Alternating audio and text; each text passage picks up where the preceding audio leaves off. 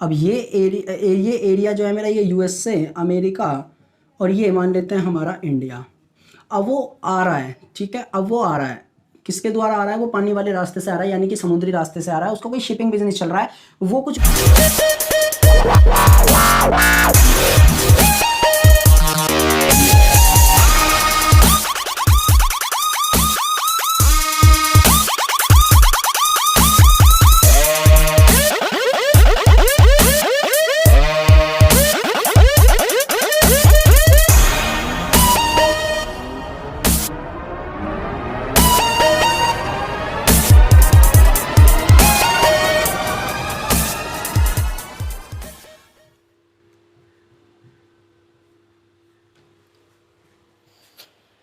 हाँ जी बच्चों, income tax की बात कर रहे थे हम लोग, और हमने अपनी पिछली 2 क्लासेस में, 2 लेक्चर में सेक्शन 1 और सेक्शन 2 की हमने बात करी थी लास्ट वाले लेक्चर में। आज जो हमें बात करनी है वो है हमारा सेक्शन 3, यानी कि सेक्शन 1 में हमने देखा था कि ये इनकम टैक्स एक्ट है 1961, और एप्लीकेबल कब से हुआ था? 1 अप्रैल 1962 से, और लगता है through out India including Jammu and Kashmir. ये सेक्शन 1 था। सेक्शन 2 की बात करें तो उसमें डेफिनेशन का पार्ट है।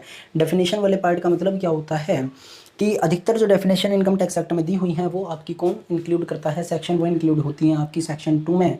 और हमने एक डेफिनेशन भी देखी थी सेक्शन 2 की। सेक्शन 1 हमने करा था, सेक्शन 2 में हमने एक डेफिनेशन देखी थी, सेक्शन 2 सब सेक्शन 31 में किसकी डेफिनेशन देखी थी हमने? पर्सन की। पर्सन इंक्लूड करता है 7 प्रकार के व्यक्तियों को। कौन से व्यक्तियों की बात हो रही है यहाँ पर? एक इंडिविजुअल की भी बात हो रही थी यहाँ पर, हिंदू अनडिवाइडेड फैमिली की यहाँ पर बात हो रही थी, पार्टनरशिप फर्म की बात हो रही थी, कैपिटल कंपनी की बात हो रही थी, एओपी बीओआई की बात हो रही थी, लोकल अथॉरिटी की बात हो रही थी, और एजेपी यानी आर्टिफिशियल जुडिशियल पर्सन की बात हो रही थी। इतना हमने करा था, किनारे करते हैं, बात करते हैं सेक्शन 3 की।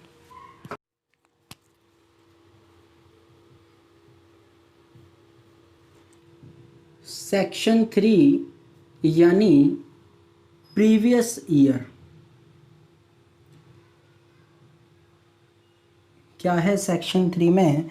सेक्शन 3 में आता है आपका प्रीवियस ईयर। प्रीवियस ईयर यानी अगर मैं बात करूं हिंदी में पिछला साल या पिछला वर्ष, या एक वर्ड और भी बोलते हैं हिंदी में गत वर्ष। गत वर्ष की इनकम पर हमें नेक्स्ट ईयर में टैक्स देना होता है, इसलिए ये इम्पोर्टेंट है। सर कुछ नहीं समझ में आया, सुनो। मान लेते हैं कि हमने इनकम कमाई है 18-19 में। कब कमाई है हमने इनकम? 18-19 में। हमें टैक्स जो देना होता है वो देना होता है 19-20 में। हमें टैक्स देना होता है 19-20 में। 19-20 की इनकम पर हमें टैक्स देना होता है 20-21 में, ठीक है। 18-19 में जो हमने इनकम कमाई उस पर हमें टैक्स देना होता है इस ईयर में, और 19-20 की इनकम जो हमने कमाई उस पर हमें टैक्स देना होता है इस ईयर में। 20-21 की जो इनकम होगी वो देंगे हम नेक्स्ट ईयर में टैक्स उस पर।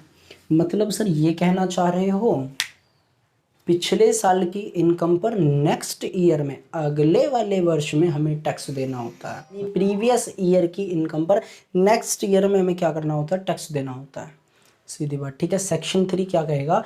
प्रीवियस ईयर को डिफाइन करेगा, लेकिन ये प्रीवियस ईयर क्या है, कैसे होता है, कब तक का होता है, ये सब चीज़ें आपको मिलेंगी सेक्शन 3 में। मैं सिर्फ अभी थोड़ा सा आपको आइडिया दे रहा हूँ कि प्रीवियस ईयर या नेक्स्ट ईयर, फॉलोइंग ईयर क्या होता है, ठीक है। तो आप, मैंने यहाँ पर एक छोटा सा एग्जांपल दिया था, आप समझ गए होंगे कि अगर 18-19 की 2018-19 की इनकम है अगर, तो उस पर हमें टैक्स देना होता है नेक्स्ट ईयर में, यानी कि 1920 में। 1920 की जो इनकम होती है उस पर हमें टैक्स देना होता है 2021 में। 2021 की जो इनकम होगी उस पर हम टैक्स देंगे नेक्स्ट ईयर में। इस तरीके से ये चेंज चलती रहती है, ठीक है। लेकिन अब मुद्दा क्या है? मुद्दा ये है कि प्रीवियस ईयर तो है, बात तो समझ में आ गई कि पिछले साल की इनकम पर नेक्स्ट ईयर में टैक्स देना, बात खत्म। लेकिन ये इतनी छोटी बात नहीं है। प्रीवियस ईयर माने क्या? प्रीवियस ईयर माने वो फाइनेंशियल ईयर, प्रीवियस ईयर माने क्या? प्रीवियस ईयर माने वो financial year which is immediately तुरंत preceding of assessment year. Assessment year का मतलब असेसमेंट ईयर क्या होता है अभी बताता हूँ, इसमें परेशान होने वाली कोई बात नहीं है। आप ये समझ लो असेसमेंट ईयर का जो पिछला वाला साल होगा, जो तुरंत पिछला वाला साल होगा, उसे हम क्या बोलते हैं, प्रीवियस ईयर बोलते हैं। उस फाइनेंशियल ईयर को हम क्या बोलते हैं, प्रीवियस ईयर। यानी सर एक बात समझो, मान लो आपका असेसमेंट ईयर क्या है, 2021 है। सर ये असेसमेंट ईयर तो बता दो क्या होता है। अभी रुक जाओ बस 1 मिनट। इसका जो पिछला वाला साल होगा वो कौन सा होगा, 1920। तो ये क्या हो जाएगा, इसके लिए प्रीवियस ईयर हो जाएगा। ये क्या हो जाएगा, इसके लिए प्रीवियस ईयर हो जाएगा। बस मैं ये के बात आपसे कहना चाह रहा हूँ। असेसमेंट ईयर वो ईयर होता है जो जिसमें आपकी पिछली वाली जो इनकम है, पिछले साल की जो इनकम है, वो आपने उस पर कर दिया, उस पर टैक्स दिया हो। यानी आपने कमाई इनकम 1920 में, आप टैक्स देते हो 2021 में, तो आपका जो 1920 वो हो जाएगा आपका प्रीवियस ईयर, और 2021 जो है वो आपका हो जाएगा असेसमेंट ईयर। ऐसे ही ये चेंज चलती रहती है। बस अगर मैं आपसे कहूँ कि मेरा प्रीवियस ईयर कितना है, मेरा प्रीवियस ईयर कौन सा है, 15-16, यानी कि 2015 से 16। कहाँ से कहाँ तक होता है ये भी ध्यान रखना, 1 अप्रैल से लेकर के टू 31 मार्च तक होता है of next year.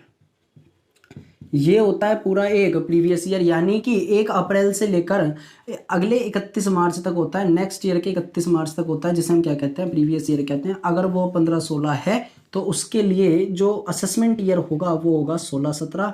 Assessment year जो होगा 16-17, असेसमेंट ईयर को हिंदी में बोलते हैं कर निर्धारण वर्ष।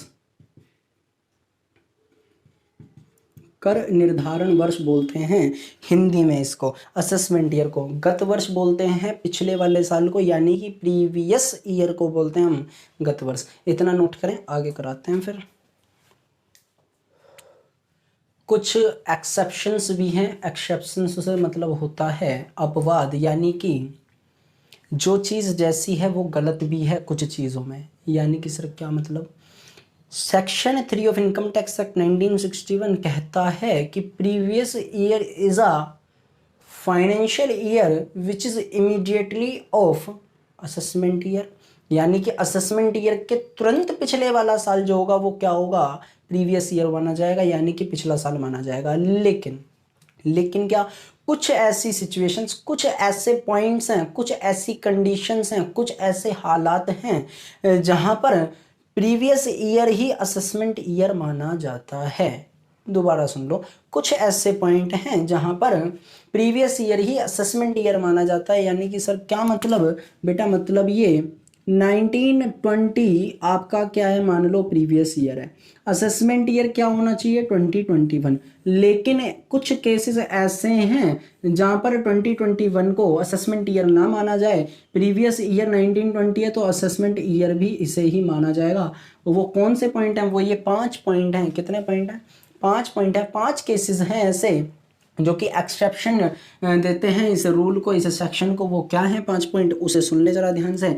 इन 5 केसेस में जो प्रीवियस ईयर होगा वही सेम ईयर क्या बन जाएगा, असेसमेंट ईयर बन जाएगा। कौन से 5 पॉइंट हैं, पहला पॉइंट है सेक्शन 172 का। सर चल रहा है सेक्शन 3, आप पहुंच गए सेक्शन 172 पर। बिल्कुल ज़रूरत है इसलिए बताना पड़ रहा है, अदरवाइज नहीं बताते। पॉइंट देखो, सेक्शन बता दिया है बट पॉइंट देखो, shipping business of a non resident. Non resident क्या होता है वो आपको समझ में आएगा अभी रेजिडेंशियल स्टेटस वाले चैप्टर में, रेजिडेंशियल स्टेटस वाले चैप्टर में। इसके लिए इंतजार करना पड़ेगा। नॉन रेजिडेंट मान लो बस है तो इंडिया का, लेकिन रह रहा है कहाँ पर, बाहर रह रहा है।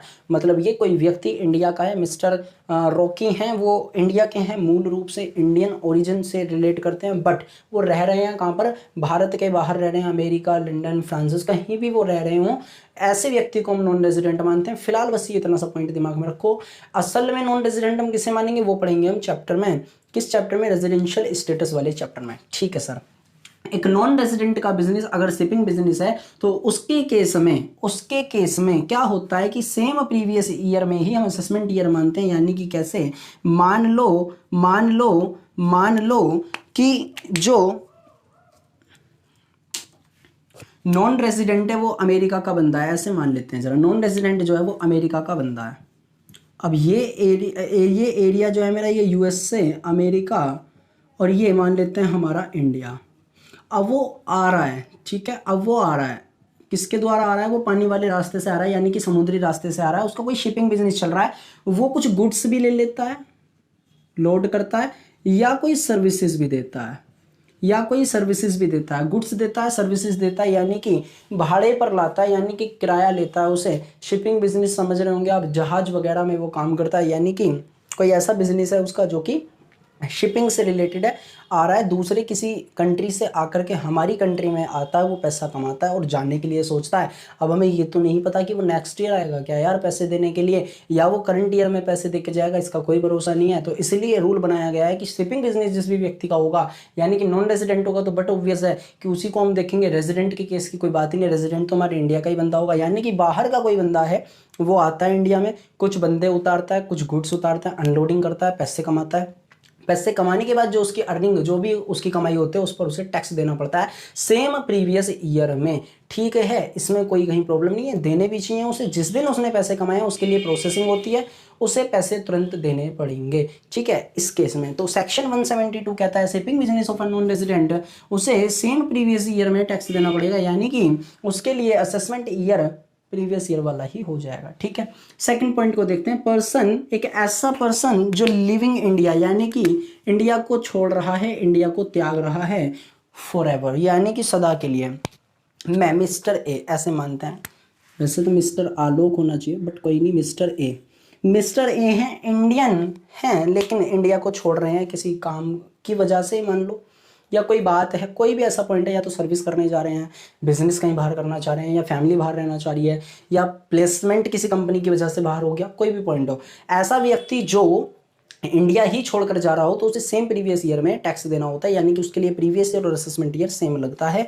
इस पॉइंट को भी आप ध्यान रखेंगे, पर्सन लिविंग इंडिया। ठीक है, नेक्स्ट पॉइंट, डिसकॉन्टिन्यूएंस ऑफ बिजनेस, यानी कि आपने कोई बिजनेस चला रखा था लेकिन आपने उसे बंद कर दिया, यानी कि डिसकॉन्टिन्यूएंस कर दिया आपने। यदि कोई बिजनेस बंद कर दिया है तो जिस ईयर में आपने बंद करा है वो ईयर ही आपका असेसमेंट ईयर, वही ईयर आपका प्रीवियस ईयर माना जाएगा। इस बात को आप समझ लें।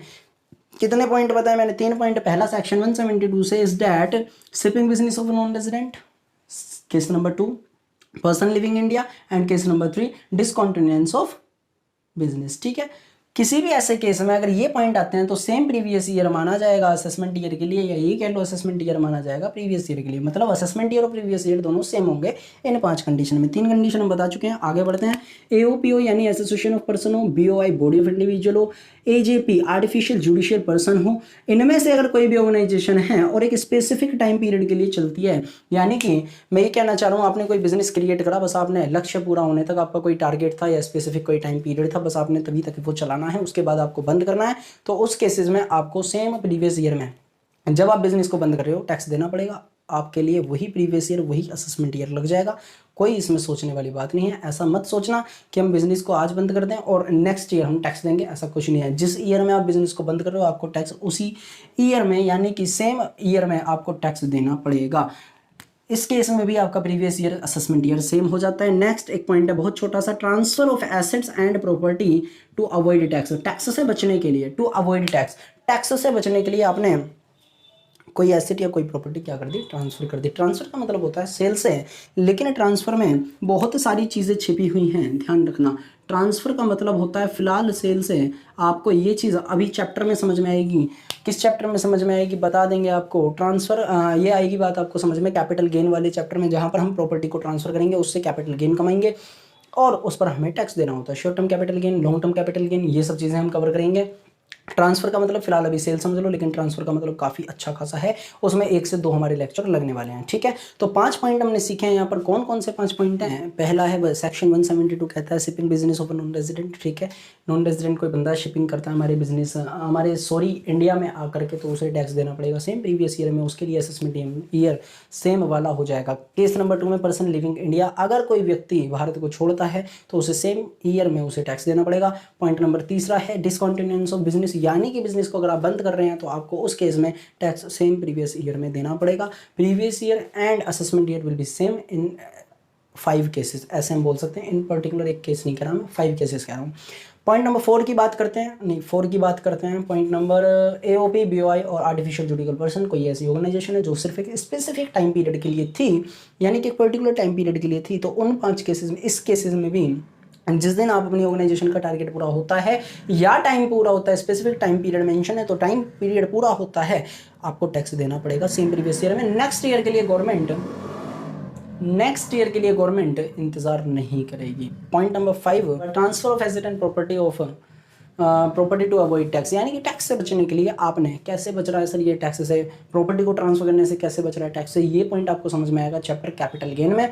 तब तक के लिए इंतजार करेंगे, कोई प्रॉब्लम नहीं है, लेकिन मैं फिर भी बता देता हूँ, अवॉइड टैक्स, टैक्स से बचने के लिए, टैक्स को बचाने के लिए अगर आपने कोई एसेट और प्रॉपर्टी ट्रांसफर कर दिया, बेच दिया है, तो ऐसा मत समझो आपको सेम प्रीवियस ईयर में क्या देना होगा, टैक्स देना होगा, यानी कि previous year will be same in these 5 condition, 5 cases. ठीक है, आज हमने पढ़ा सेक्शन 3 क्या कहता है, प्रीवियस ईयर। प्रीवियस ईयर यानी वो फाइनेंशियल ईयर जो कि हमारा असेसमेंट ईयर से पिछला वाला साल हो, तुरंत पिछला वाला साल हो। लेकिन इस सेक्शन के 5 अपवाद हैं, 5 एक्सेप्शंस हैं, वो कौन कौन से थे वो मैंने आपको बताया। उम्मीद करता हूँ आपको बात समझ में आई होगी।